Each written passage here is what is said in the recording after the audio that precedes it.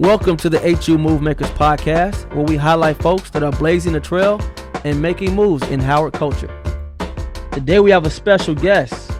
Finally we got an athlete in the house, probably one of the most accomplished athletes to ever attend Howard and go on to have a successful career in athletics after Howard. We talking about LA Chargers, Michigan Wolverines, and the Big Ten, DC Defenders, coach, general manager, Cleveland Browns, Indianapolis Colts. But even when he was at Howard, he was tearing it up. Two-time Scholar Athlete of the Year, 95 and 96. Went on to coach some household names: Josh McNown, Jay Cutler, Andrew Luck, Chad Pennington. We got none other than the coach, Pep Hamilton. Welcome to the show, Coach. What's up, Bison? Thanks for having me. Man, thanks for coming on the show. I find it ironic that when I woke up this morning, I watch ESPN every day, and you know what the headline was? It was, what's the NFL doing to get more black coaches? Because they recently, they're trying to come up with these incentives, as I'm sure for teams to have more diversity.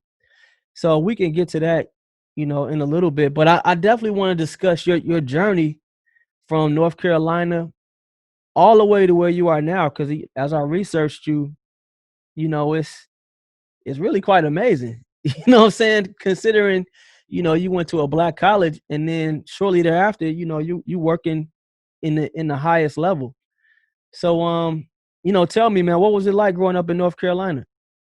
Well, I was fortunate, just like a lot of us that found our way to the hilltop, to have had the proper guidance, in my childhood. I was fortunate to have my dad, really there to rear me the right way, and he's still doing that to this day. But I had the support and the guidance that I needed at an early age to help me to mitigate some of those life decisions that we tend to make when we're youngins that have ill effects on the rest of our life. But make a long story short, I played football, basketball throughout my childhood days, throughout high school, and growing up in North Carolina, basketball was king. Every kid in the state of North Carolina, we wanted to be like Mike. Was capital M Mike, and back when he was just Michael Jordan of the North Carolina Tar Heels, and so that was my childhood dream, to play basketball at the highest level someday. And it just so happened that football, it worked out for me, and I was fortunate enough to have an opportunity to choose an opportunity to go and play football, and Howard chose me. So when you were in North Carolina, you how many varsity sports were you on? I was a seasonal athlete. I played football, basketball, and baseball. Oh, okay. And what position? Football, played quarterback. Basketball, I was a combo guard. We had some pretty good teams back at West Charlotte High School. Won a couple state championships. Oh, you're a state champion as a basketball player? Two-time state champion. Oh, so you nice. Yeah. You still got it at all? Can you still get out there? There's no doubt about it. No doubt about it. You can check the internet at some point. Go check your YouTube. As I mentioned, Howard chose me. My coach at Howard, Steve Wilson, he's always been a mentor in my life. He's also a fellow North Carolinian, also a fellow Howard grad. He went on to play a long time in the NFL, played in a couple Super Bowls. He's probably somebody that you may want to try and get on the show at some point. Oh, wow. That was your coach. That was my coach, no doubt. Nice. That's interesting, man. I want to, if you could tell me what are some of the differences that a recruit, like the recruitment process from, let's say, a black college versus a school like a Duke or, even Wake Forest. Like, what are some of the things that you notice right away? Well, I think in some cases you have schools that when they recruit you, they try and oversell a lot of things that you can't take with you once you finish your time at those institutions. Things such as the weight room, the facilities, how big the stadium is, how new the uniforms are, what type of shoes and uniforms you're going to wear.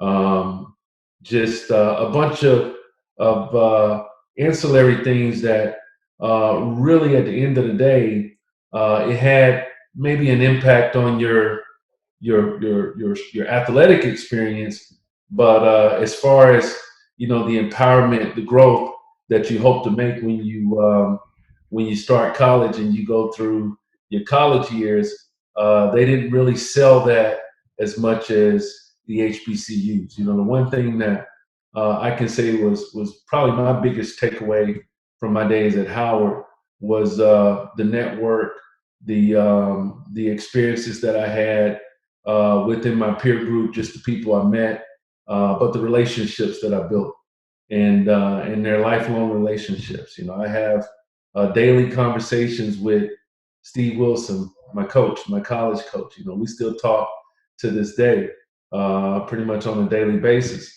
I talk quite often with my academic advisor from the School of B, Miss Karen Hampton. We talk quite often. As I mentioned, she's always been a person that I would confide in when I had tough decisions to make. Tough life decisions. Well after my time at Howard, and I'm still in touch with even our equipment manager from Howard, Lou Jones. We call him Papa Lou.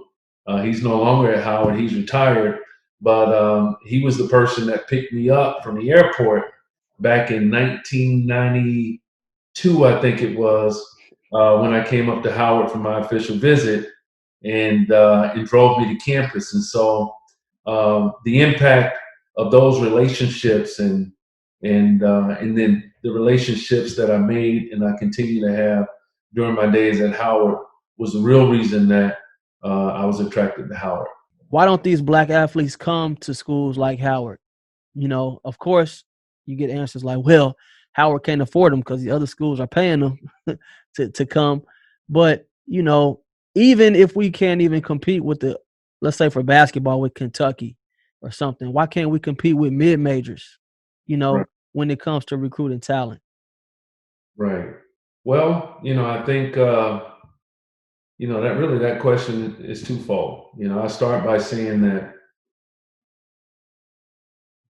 when you're a young person and you're being recruited to come and to ultimately go and represent a university and play a sport and really to try and achieve that goal of maybe playing that sport for a living someday, you tend to become a lot more attracted to what those programs can give you. All right, not necessarily how those programs can empower you and what you can gain from your experience at that university.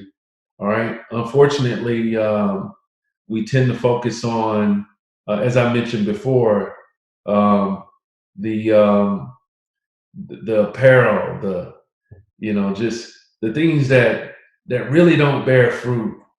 Was there ever a feeling like, okay, I'm gonna go to this school, I'm gonna shine more here, I'm gonna play immediately? How much was that a factor? I don't know that factored into it as much for me. I was realistic about at that time. Just I felt like I needed more time to develop, both mentally, physically, and to better prepare myself to be able to go out and play the sport that I had played my entire life. at a high level, and I recognize that transition from high school to college, unlike, basketball and football, there's a big difference. There's a huge disparity in the just the size and the speed of the players that play at the college level compared to high school. So that never really factored into it for me. I had pretty much made up my mind after my official visit to Howard that, man, this would be hard to beat. The other schools that I visited, the whole visit was centered around the stadium, and the time that I spent with the players was primarily time where everybody was looking to just party and get drunk, and I did my fair share of all the above at Howard, but that wasn't my main motive in deciding on where I wanted to build a foundation for the rest of my life. So when you get to Howard, this is 92, you get to Howard. What's the vibe like at Howard? Because I think I remember when you arrive at Howard as a freshman, for those of us who didn't play sports, the football team is already there, getting it in, doing them tour days and eating and working out and all of that stuff. I mean, what's the vibe like when you get to Howard? It was hard, bro. Yeah.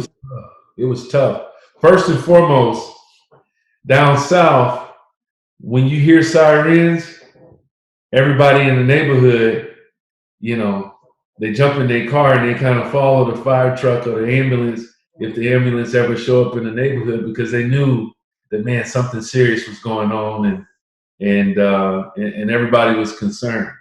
Well, when we checked into Drew Hall, I was under the impression after my recruiting visit that Children's Hospital was like the School of Communications or something. That's somebody had told us. Yeah, it does. Yeah, you're right.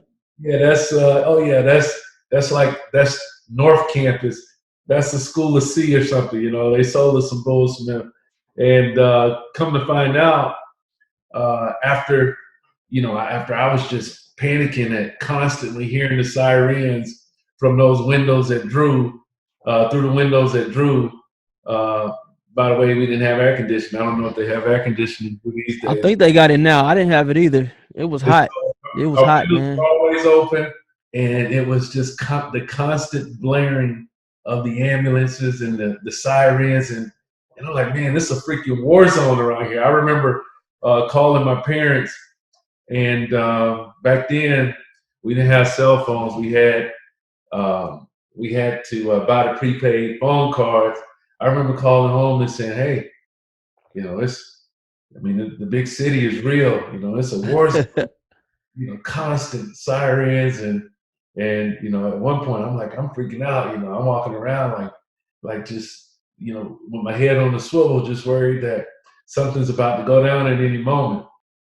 As a freshman on the team, are you starting? Are you competing for a spot? What's going on there? Heck no, we redshirted. Okay, you redshirted. Yeah, we redshirted, and which, honestly, it made that freshman year that more enjoyable. Not that we didn't take our football preparation serious. We did, but it allowed us to be freshmen. Did you feel like you could play at that level, even though you were redshirting? Yeah, I felt like I could have went out there and played, and I don't know that I would have played as well as Jay Walker was playing at that point in time. Our quarterback, my freshman year, went on to get drafted into the NFL. Oh, wow. Yeah, my sophomore year, and he was actually a roommate of mine and somebody I'm still really close with that I talk to every couple of days or so. But no, we had a good team. Our '93 team, we went 11-0 and won the Black College National Championship. So, it was going to be hard for a freshman to come in and break that lineup. But my days at Drew, all right, it was unreal. It was good. It was good for my autonomy as a young man, but as a student at Howard on campus. I remember going to the ice cream social. Oh yeah. Yeah, I remember all the above. I remember after being on campus for maybe at least 3 weeks, if not a full month, before the rest of the freshmen showed up. We were so excited to see the rest of the freshman class that we were down there hand in hand with the campus pals, just directing traffic to get everybody in Yeah. black. So by the time you were junior, is this when you start? A junior, yeah. Actually, my red shirt sophomore year. So yeah, Okay. it was Red my. shirt sophomore year. So is the coach telling you like, hey man, Pep, you about to be the man, like, we need to, are you kind of like, knowing like this is your moment? Yeah, I knew it was an opportunity for me. I had some big shoes to try and fill. As I mentioned, 1993 was the best, arguably the best season in Howard football history, where our team we went 11-0 and went to the 1AA playoffs. And my predecessor, he was an NFL draft pick as a quarterback out of HBCU. So there was a lot of pressure on our team that following year, and by no means did we live up to that standard. But we gave our best. How did We y'all? How did personally? What was it like being on the football team and traveling and any good stories at all that you could share? It was great. It was great. I think one great thing about being on a team, I would liken it to probably your experience as a campus pal. You had a collection of like personalities, and you had that throughout Howard's campus. You had high achieving young adults that were striving for a lot more than what the majority that came from our communities ever had the opportunity to strive for. So, but being on the team, there was a true brotherhood. There was a true Yeah. brotherhood. There was a high level of accountability, both on and off the field. And and we were tight. We were a tight group. Back. Thank God they didn't have the camera phones and all the technology that. Hey, one thing I learned at Howard, man, you don't mess with the football players. There you go. God didn't have I all that. learned that. I learned that. I remember homecoming in the towers, man. Somebody said something to somebody, like his face was man. Don't mess with the football player. Don't mess with the football team. I Hey, that's learned that, ASAP. I remember going into the cafeteria as a freshman, and Tracy White, he's in my class. yeah, And I beast. just remember him walking in like, man, I had never seen, you know, nobody that big before in my life. And he only like 18 years old. I Mm. mean, I knew right then you want to be friends with the football team. We used to have food fights in the Blackburn Center. They Oh used. yeah, those full fights were epic. Epic, epic, man. Looking back, man, I feel so sorry for the staff because Yeah, I don't know when you was there, but the full fights would just start with one person just making like a loud noise. They're like, yeah. oh, the next thing you know, food is just being tossed around. Now that I look back on it, I'm like, dang.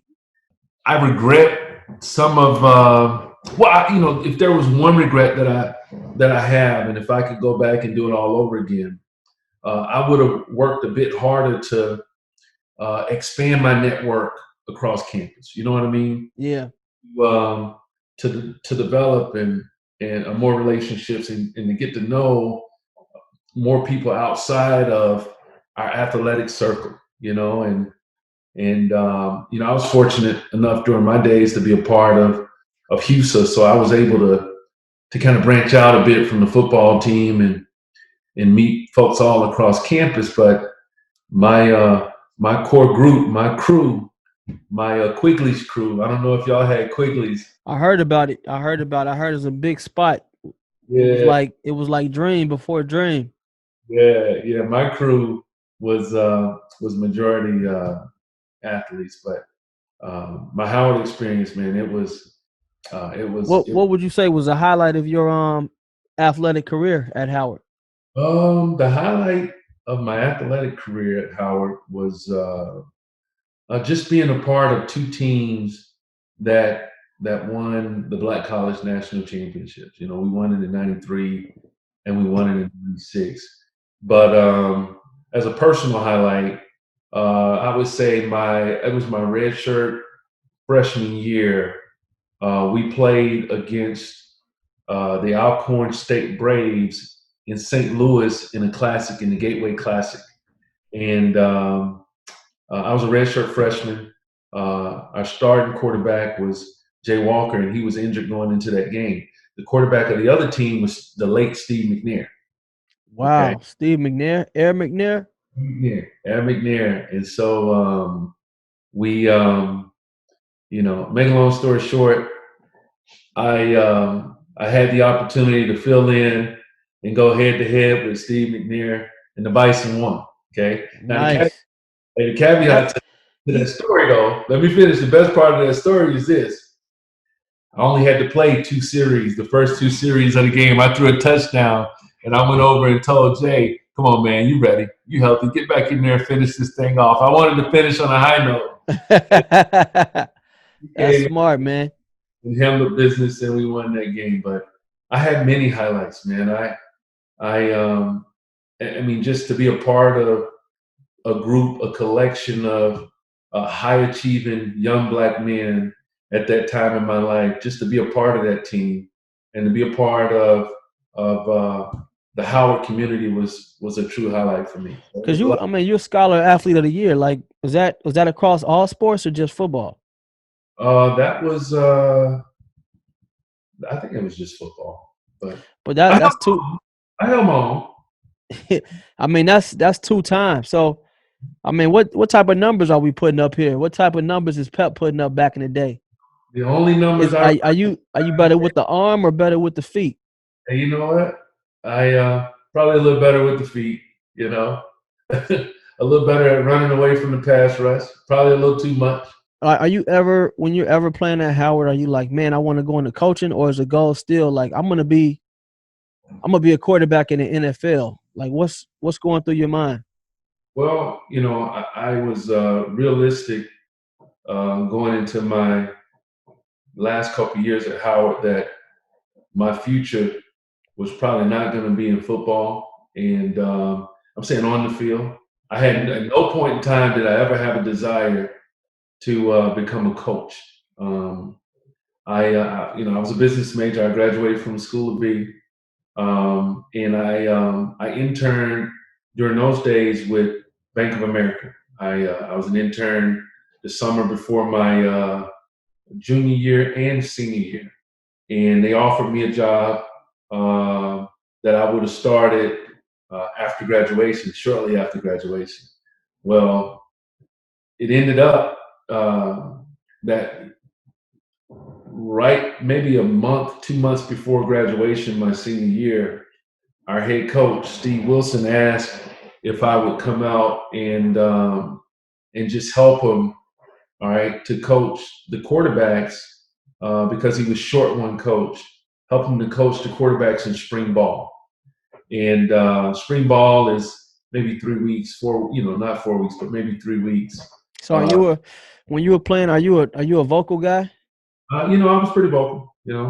I was pretty vocal, and but at the same time, I felt like I had a comprehensive understanding of our offense, of our system, and when you play quarterback, you have access to all the above, all the information you need to be able to go out and help your teammates at any position. So, anyway, the accelerated version of this story is it just so happened that Coach Wilson approached me with an opportunity to become a full-time coach right after graduation. Wow. And he offered me a salary that was comparable to what I was going to make at the bank.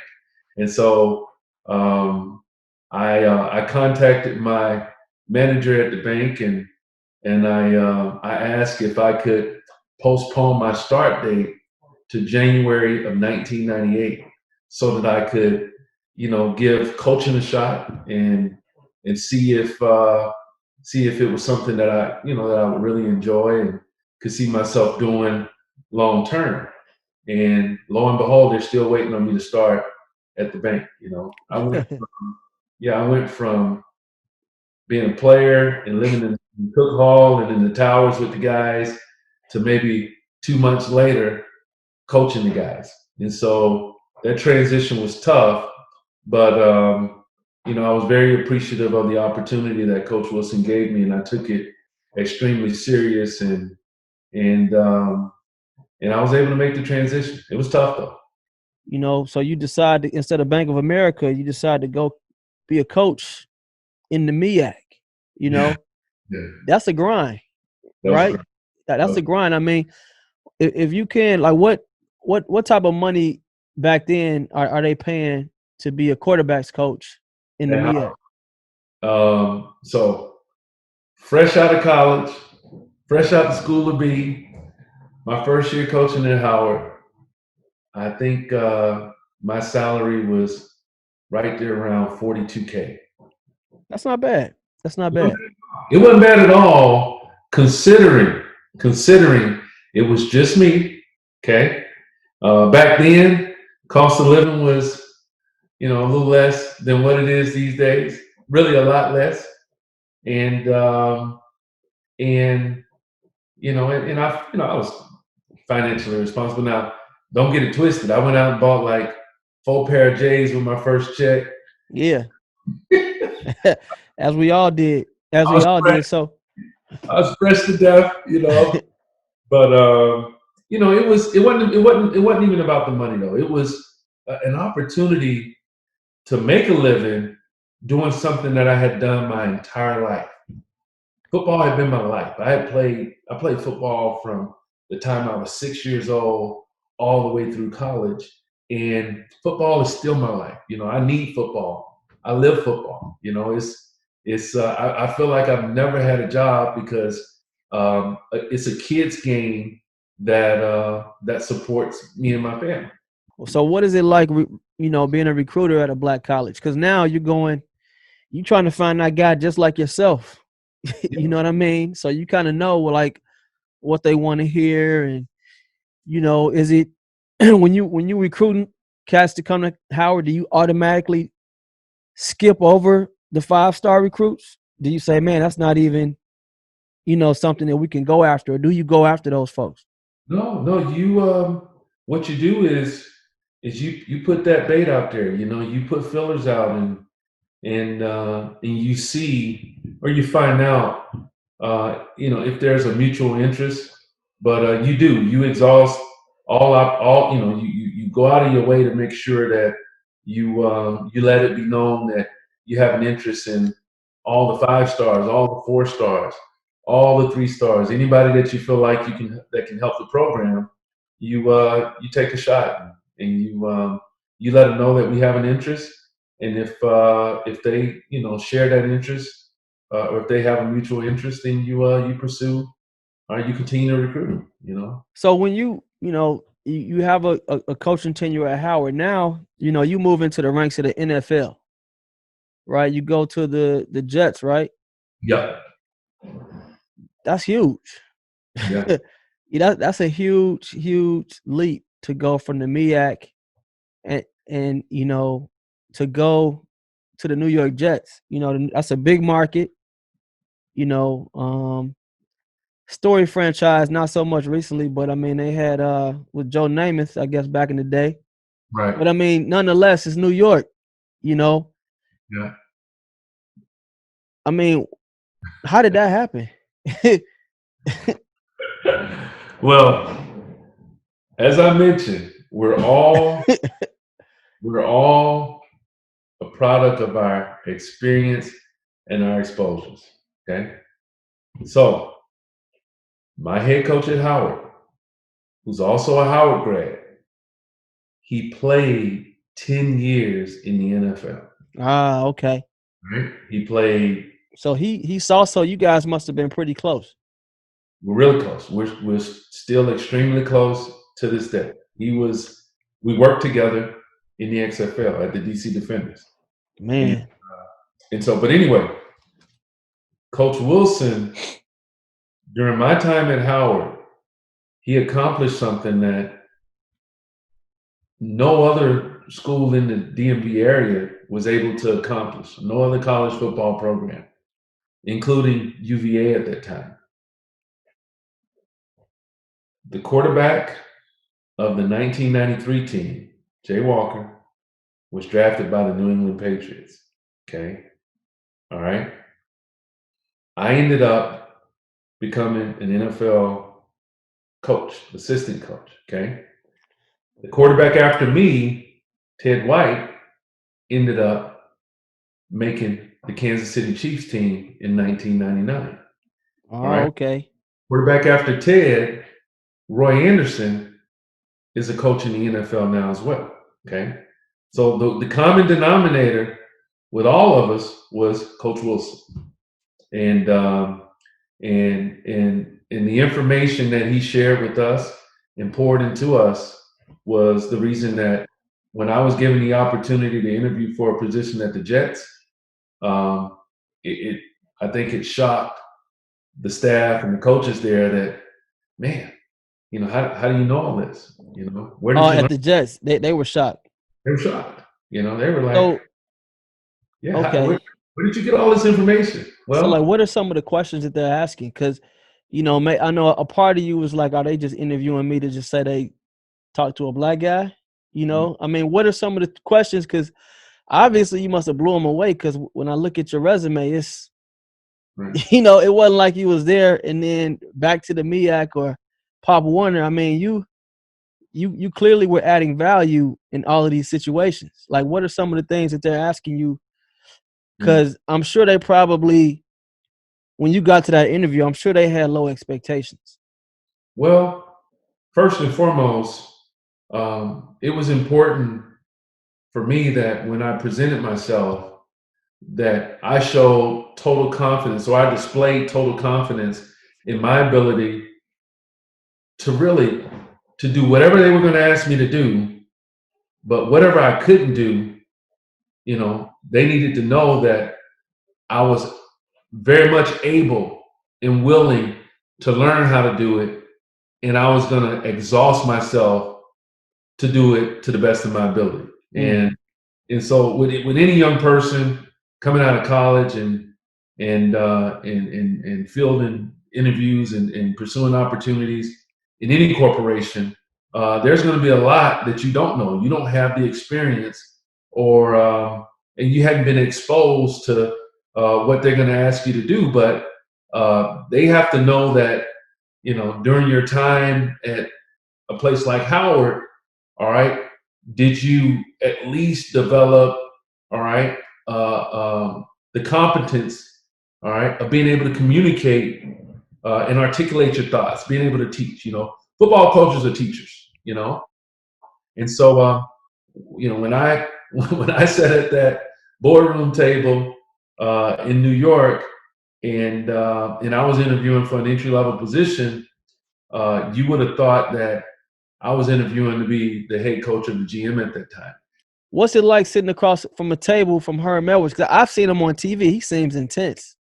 Well, the Howard in me, I went into that room, and at no point in time did I feel like in any way I was inferior to anybody in the room.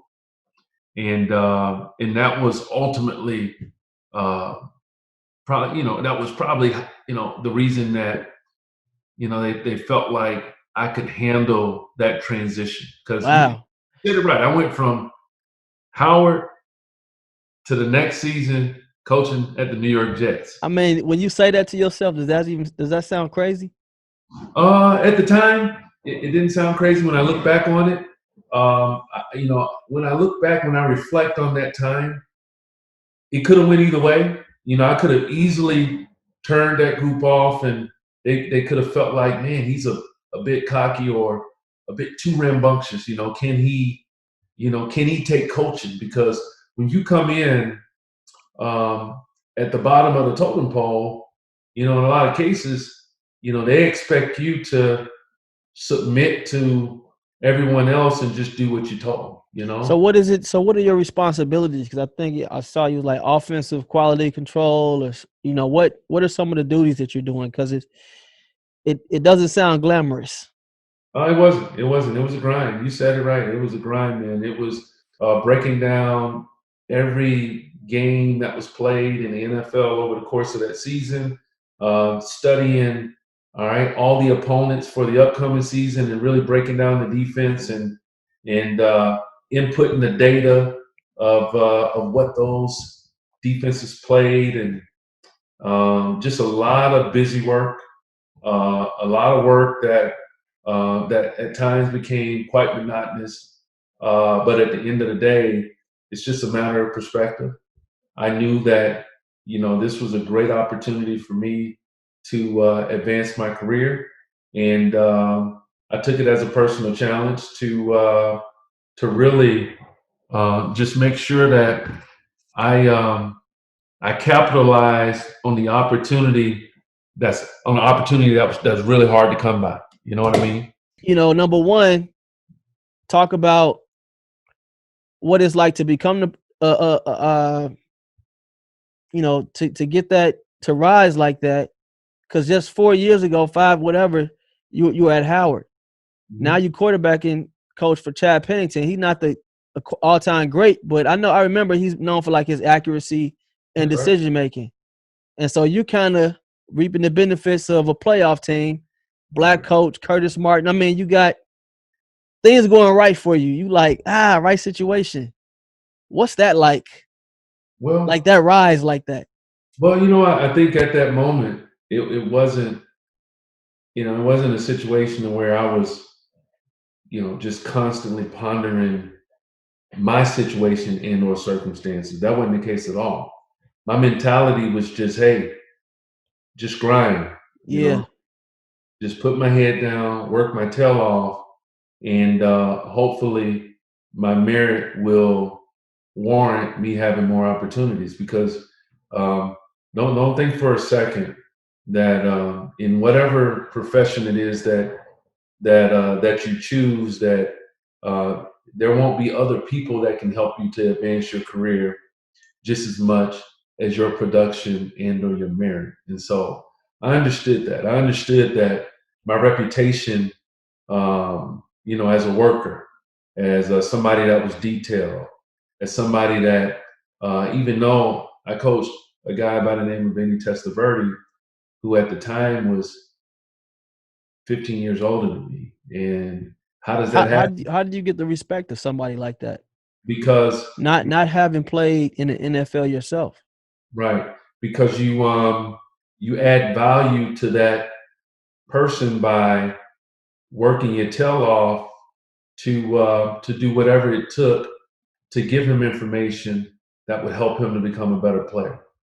All right. And so, but with all that being said, it was the people around me, as you mentioned, the Herm Edwards and the other coaches that were on that staff that I supported and that I worked with, that when it was an opportunity to move on and advance my career, those are people that made the calls for me.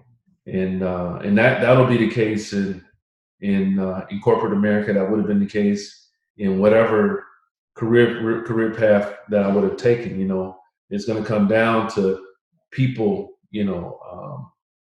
just promoting you as someone that'll do the work, that'll grind, that takes pride in the work that you produce. So I just want other folks to watch this and see that, here's a guy that went to Howard. He didn't settle. You didn't settle by going to Howard. You wanted to come to Howard, and not only that, you I don't want to say exploited Howard, but you used all the fruits that Howard had to offer. You weren't somebody that just said, oh, I'm gonna just get my degree, go to school of business. You maximize on your time at Howard. And I think when you're at Howard, that's so hard to do because you don't really sometimes realize that you are at the Mecca.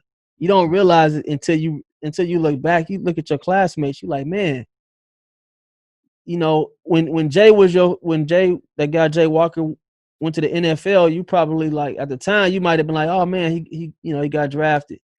But now that you look back, you're like, man, my coach was this. Jay Walker was this. The guy after me got like, when you tell that story, I'm sure it's different from when you were living it. And that's something that I want, people to get out of this video. So, even fast forward, I want to fast forward to your time at Stanford. Right. Those are really good times. I mean, Stanford's a big time program. When it comes to football. I mean, playing on national TV. Obviously, you're used to it from from your time in the NFL, but Stanford's a big time program, and you got to coach. Was it Jim Harbaugh was the coach at the time? Yeah, my first year at Stanford, I coached on Jim Harbaugh's staff, and then Coach Harbaugh moved on. And was Luck the coach when you got there? I mean, the quarterback. Yeah, I coached Andrew Luck for 7 years. I coached him at Stanford, and I coached him at the Indianapolis Colts. Wow, Yeah. wow. So you're coaching Stanford, man. Now I mean, these are opportunities. The opportunities that you have. I mean, these are amazing. At this time, like, can you tell me like the difference between maybe being a quarterback coach or offensive coordinator at a Stanford versus Howard? Like, I know the plays are the same, but I know the skill level of the players is different. Can you just talk about like, and I'm sure the recruiting is. You probably got a ton more resources too, but what are some of the differences? Right. Well, I would say that coaching at Stanford and coaching at Howard, there wasn't as big a disparity as you would think for this reason. Both schools are schools that they take pride in their academic excellence, so Okay. you recruit a certain type of student athlete. You recruit student athletes that that they don't only aspire to become professional football players. You go to a Howard and you go to a Stanford because you want more than just a great athletic experience, and so we had more resources at Stanford, as you mentioned, but I don't know that the players at Stanford really put as much credence or value into those things that I mentioned before, the things that they can't take with them when their eligibility is exhausted. So the players and the coaching experience, they were very similar. You had kids that that understood that they came to college. They were using football, all right, to get a degree at a great academic institution. Now, Michigan, compared to other schools, it was totally different. Yeah. Michigan, all right, the expectation is every year they should go 14-0 and beat Ohio State, and not that the academic experience for the student athletes in that program, not that that's secondary to winning football games. That's not the case at all. But there is a lot of pressure on everybody in the football program, including the student athletes, to win football games. So what was it like working with Jim Harbaugh? It was good. It was a good experience. It was a good experience because he because Michigan, like you said, Michigan, when he got to because Michigan, like you said, is championship or bust. Yeah. And I know that they would, they fire you, you win 9 games. It's like, all right, you out. You know what I'm saying? Like, let's see who else we can get. So then when they finally got him to leave San Francisco, they were like, okay, we about to do it. We about to beat Ohio State. We about to do all these amazing things. What's it like working for Jim Harbaugh? And what's that pressure like of being in a program where championships mean everything to that fan base? Yeah. Well, first and foremost, Coach Harbaugh, he brings a youthful energy to any football program that he's a part of. Just like all of us, he's extremely competitive, and we all want to win. We all want to win, but he brings good energy. He brings good energy, and the pursuit of winning, it stops for no one. When they talk about the business of football, because just in doing research for this interview, they kind of blame you for that. Chuck Pagano was like, yo, that's Pep. You know what I'm saying? Forget all that other success you and Andrew Luck had in college and what have you done in the pros. It was like, yo, you start off with these championship expectations and, you get the axe. I mean, what was that like? Because now you like, your business is on TV. You know what I'm saying?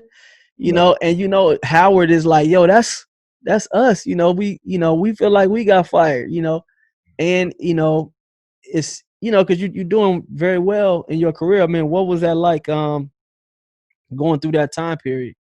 It was a tough time. It was a tough time because I expected us to make another run for the Super Bowl in 2015. I felt like we made the necessary adjustments, all right, to do just that after getting close to achieving our ultimate team goal. But I learned this early in my career. First off, as a player, even in high school, all right, don't read the press clippings. As a quarterback, as a quarterback coach, as an offensive coordinator, even as a head coach, you don't want to get too high with the highs or too low with the lows. All right. And it's even more intense now because of all of the social media and all the access that Joe Blow or somebody that hides behind their what is it, Instagram or yeah, that's me. That's me. Everybody has to think. There's no way that you can satisfy all those opinions. You know what I'm saying?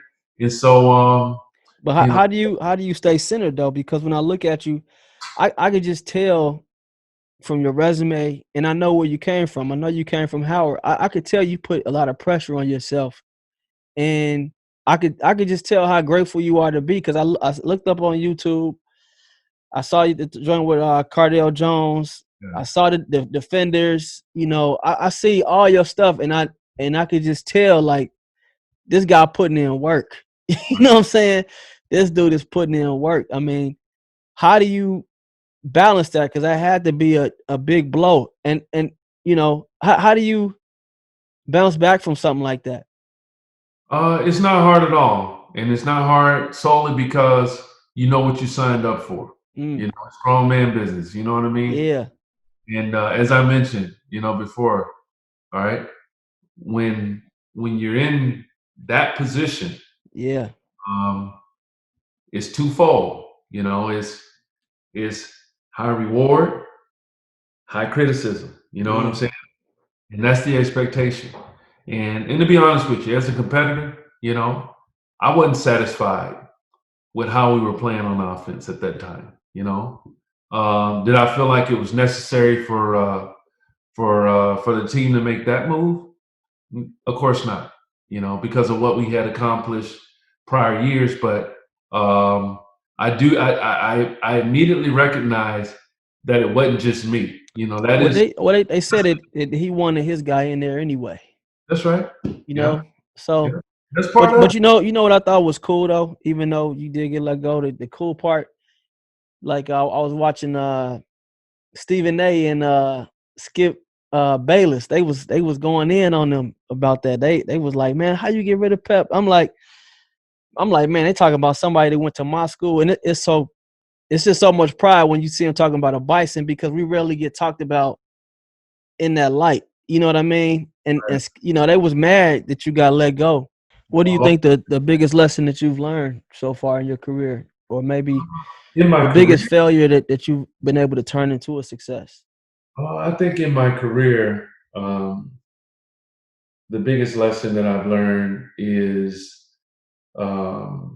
to ever feel like you should never, feel like that it's a personal attack on you if it don't go the way that you want it to go in a results driven business. You know what I'm saying? I do want to ask some questions, just pertaining to what's going on in the world today, around football. And I just want to get your thoughts on it. One of them is hot topic, Colin Kaepernick. Right. What,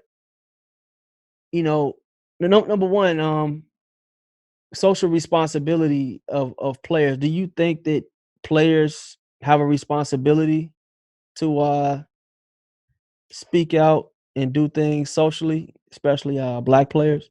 Well, I think that each player is his own entity. I don't think it's fair to generalize players in that sense. And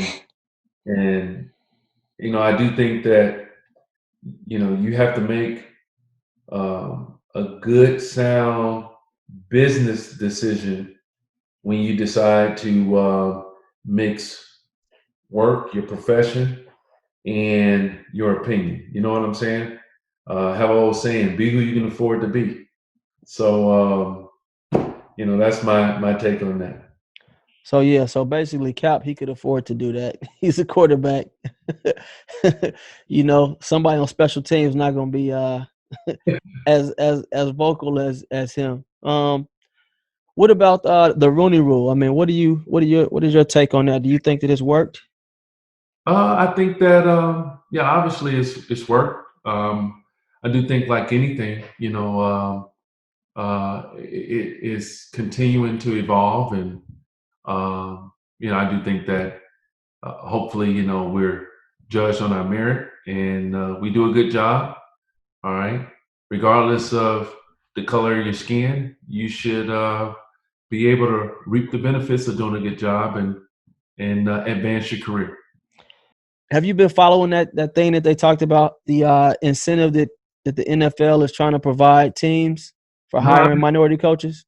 I hadn't paid a bunch of attention to it. I was serious when I told you, man. I try and focus on the moment, the task at hand, and I got my work cut out. Just trying to get caught up with the rest of our staff at the Chargers. These guys, they've been working together since the end of last season, and we just drafted a quarterback with the 6th pick in the draft, and lost a pretty good quarterback in Phillip Rivers Well, he's that going to the Colts, right? moved on to the Colts, and so I've been working day and night to really just get myself acclimated to a new challenge. Yeah, I saw y'all took a pass on Cam Newton. I wonder what his future is going to be. Yeah, I'm sure Cam will find the right opportunity. Cam is a proven commodity in the National Football League, and I'm sure when things open back up, and everyone has an opportunity to do their due diligence, that he'll land where he's supposed to land. Can you imagine playing like opening day without fans in the stadium? I can imagine coaching without fans in the stadium. I experienced just some environments coaching in the MEAC.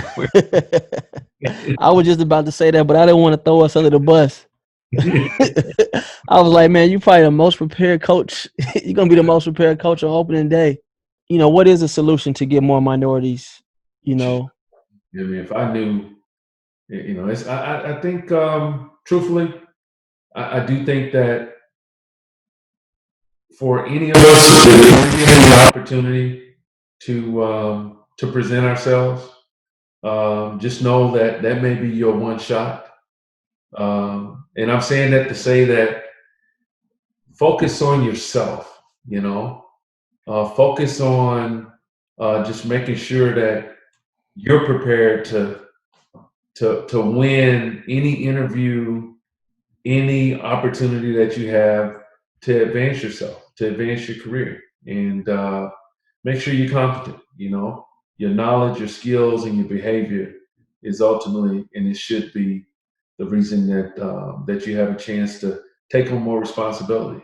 What are your thoughts on like the evolution of the black quarterback just over, I guess, this past maybe, I don't know. I mean, obviously Michael Vick, Randall Cunningham phenomenon, Steve Young, but now, you look in the playoffs and, a lot of the guys leading these teams are black, when at one point in time it was thought that, a black quarterback didn't have the intellect to be able to play. And then the guy, Lamar Jackson, they told him he was going to be a running back, or not running back, but a receiver, and then he goes on to put together a phenomenal year last year. What are your thoughts on how that position has changed and opened up more opportunities for black players? Well, my thought is the game itself has evolved. And what do I mean when I say that? All right, if you look at high school football, typically it's been a trickle down effect. What teams do in the NFL, teams in college, they try and do the same thing to emulate the pro teams, and then the high school teams ultimately try and do what they see the college teams do. Well, that trajectory has been flipped. Okay, so what am I saying? I'm saying now you see the majority of college programs, they're now running a spread offense, and now that style of play has found its way to the National Football League. How has that affected the quarterback position? All right, coaches have now decided, all right, just like you do in the hood when you go play a pickup game of football, all right, that the best athlete, the best player is the guy that had the ball in his hand on every play, right? Yeah. The guy that was playing quarterback for both teams, In every play, he had an opportunity to make an impact, all right, on the game because he had the ball in his hand. Well, that's now the case in the majority of college football conferences, right, and programs, and it's found its way to the NFL. If you look at the skill set of Lamar Jackson and Patrick Mahomes, who, by the way, you're talking about the Super Bowl MVP and the MVP of the league, the offensive MVP of the league. Mm-hmm. All right, both of those guys are very non-traditional, all right, in how they play the game. All right, even in their stature, even though Mahomes is tall guy, kind of typical, but both of those guys are guys that they really just find a way to make plays, even after the play breaks down. They just skills and their instincts to make plays. What are some of the things that you want to accomplish in your career and going forward? Let me tell you what I want to accomplish at some point in my career. At some point in my career, I would love to have the opportunity to work at Howard as the athletic director, all right, and or the vice president of student affairs. Not, you thought I was gonna say football coach. No, I ain't ready for that work. But I do want to get back and have an opportunity to give back in a different way, not just give back monetarily, but to have an opportunity to get back on campus and do what I can to help our program in our student athlete experience to evolve to to the heights of some of the programs that I've been a part of. Like, what would you say? Hey, these are the things that you should be doing if you want to stay in basketball. But let's say you're not good enough to make it as a Mm, professional basketball player, but you do want to coach. You want to be a sports agent. Like, what are some foundational, keys to success? right. So I think it's important that you consider as a student athlete that aspire to do whatever it is that you aspire to do now. And it's not just a student athlete, but I've always used what I call a regression methodology, And what I mean when I say that is, once I decided that I wanted to pursue coaching, okay, I felt like it would be in my best interest to study the best coaches out there, to study Bill Walsh, right? To study, guys that had longevity, all right, in the profession, all right, in the career that I wanted to pursue, okay? And so that goes with any career, any student who hasn't, that may have an interest in becoming a pediatrician or a pharmacist or, in your case, an entrepreneur. You know what I mean? And just study. All right, start where they are, and then just all right, study their path. And then now start to position yourself, or really, as most people would say, following their footsteps. But I don't think it's ever too soon for you to start to create a network for yourself, all right, of people that can help you to to get closer to achieving those goals, to get yourself in line with that company or that opportunity that you're going to need to be in to achieve whatever your goals are. So I do think that it's important that you don't take the time that you have now for granted, because once you get out in the workforce, the one thing that you're not going to have a lot of is just time, discretionary time. But when you're in college, man, you have a lot more discretionary time, and so use that time wisely. Don't take it for granted. Good, man. Thank you. I appreciate those, words of wisdom. Appreciate you coming on the show. Right now, you the quarterbacks coach of the San Diego Chargers. Los Angeles, bro. Oh, and LA.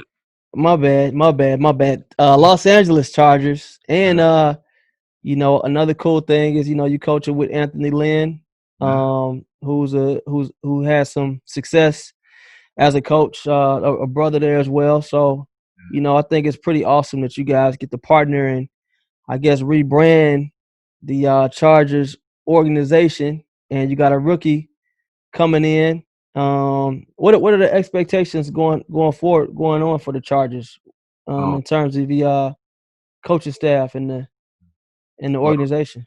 it's all 32 teams in the NFL have the same expectation. That's to win every game and finish your season, all right, with the win in February. So And so win the division, yeah, and win then win every game after that.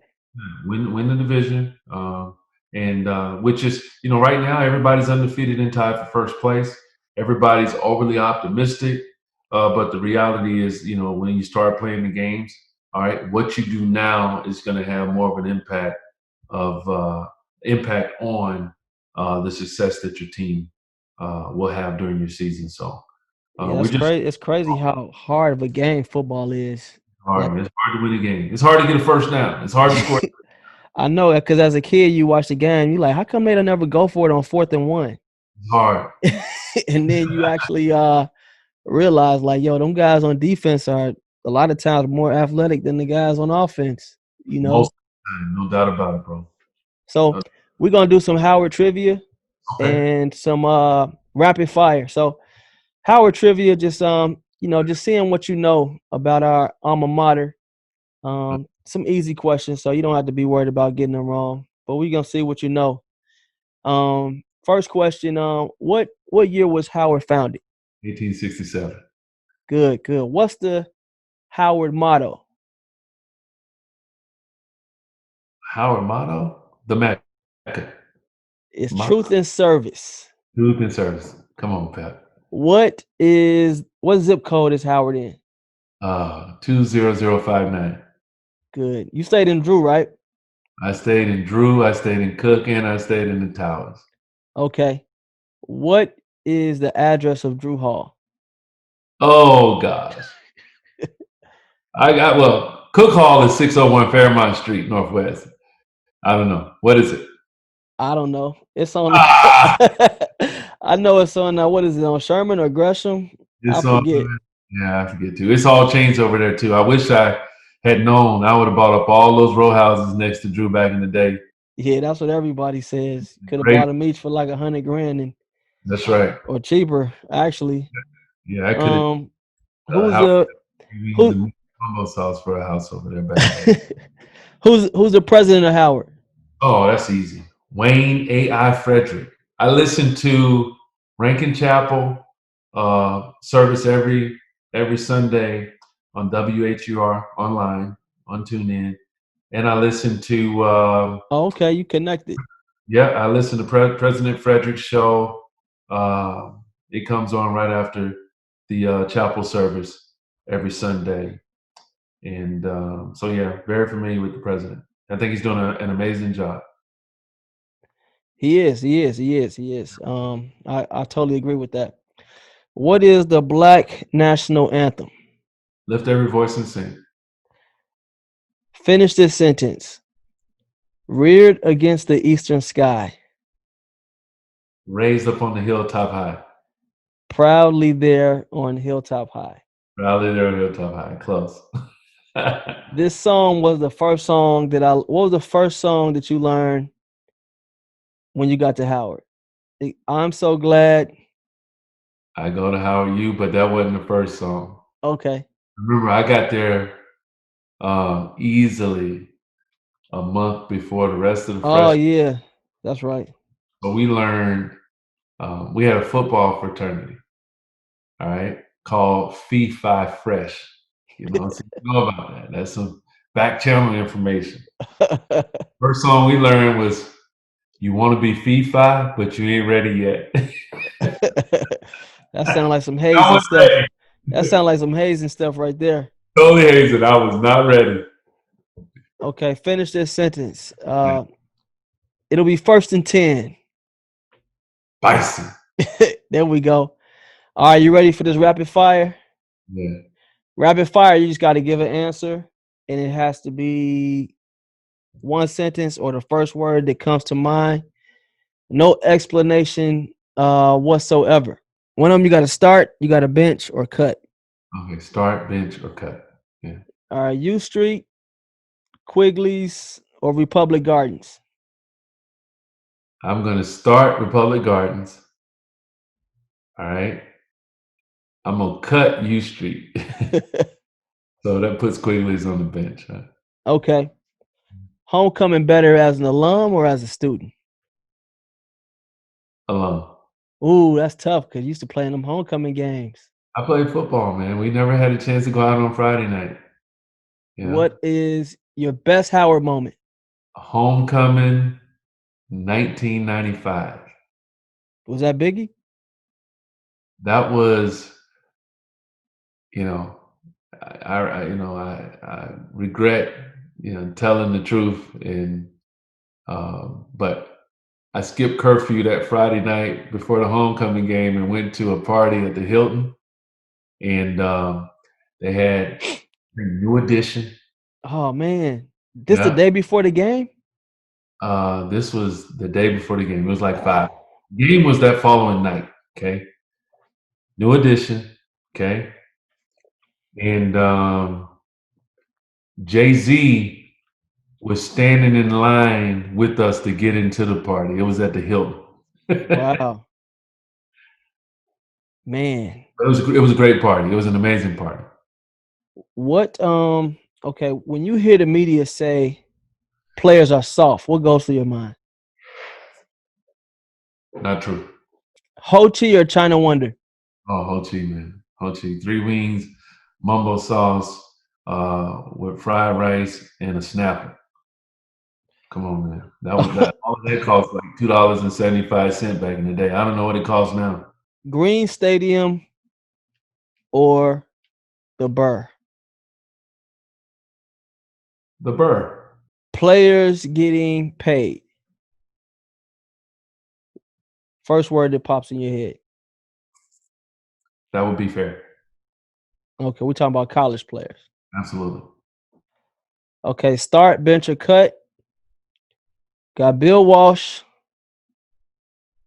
Don Shula, Bill Belichick. Wow. Start Bill Belichick.